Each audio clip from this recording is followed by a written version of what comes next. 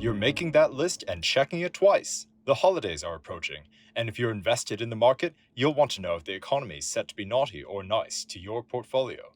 Mish Schneider, chief strategist of MarketGauge.com, says to watch these three sectors. Transportation, small caps, and retail are the three most important inside sectors of the economy. The small caps, tracked by the Russell 2000 Index, is what Mish considers the granddaddy of the U.S. economy, a temperature check for businesses inside the United States with limited international presence. Retail, meanwhile, is an indicator of consumer spending, hobbled by inflation. Granny retail. I call it granny after my own grandma who walked with a cane, but until she went into a shop to spend money. Then all of a sudden she'd lose her cane and have a great time shopping. And so it represents to me in that story the consumer. And transportation is the way small caps connect with retail, a proxy for economic activity in the U.S. So why we want to see the Russells? Because we want to see made in America. And why do we want to see retail? Because we want to see people buying the goods made in America. And why do we want to see transportation do well? Because we want to see planes, trains, and automobiles. We want to see the freight companies, FedEx and the UPS, and whether it be freight or truck or air, doing well, showing that things are moving robustly within the United States. So how are these sectors doing ahead of the holidays? To start with, the businesses that make up the Russell 2000 are continuing to falter.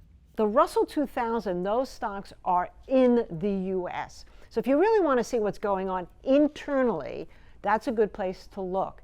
And that has been not only lagging behind growth in the S&P 500 for quite some time now, but now that gap between the two, between, let's say, NASDAQ and IWM, has created what a lot of people are calling crocodile jaws, right? Because the jaws are open, really shut. So it makes you wonder what's going to happen. Are the Russells going to bounce, as a lot of people thought maybe would happen, while the Qs fall? But now what's actually happening is the Russells are still falling, and now the Qs are falling. Interesting. Transportation is also suffering. Transportation has been getting killed as well in this current market, so we have to anticipate how good can the Santa Claus rally that people are looking for be when you see the demand side of the economy doing so poorly, except for certain pockets, like cruise lines, for example.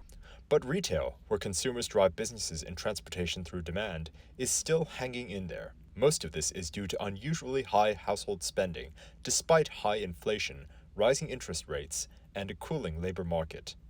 In August, Americans spent 5.8% more compared to a year earlier. If the consumer can hang in there, and if granny retail can continue to use her cane and drop it and shop, essentially, and overlook all of the pressures of the market, then that would be probably one of my favorite places to be looking at right now. So, what does this all mean? The growth area in terms of industrial manufacturing in the U.S., not so great. Consumer, okay, yeah, it's held up the market, but it's starting now potentially to feel the stress of inflation and also obviously of high rates. And now, on top of that, fear of a war. It's telling you that in transportation, the supply of goods has basically almost come to a screeching halt, not quite COVID halt, but still slowing. So you put that all together, and it's really hard to portray a rosy picture going into year end unless any of those relationships change. For Investors Business Daily, this is Mike Zhuang.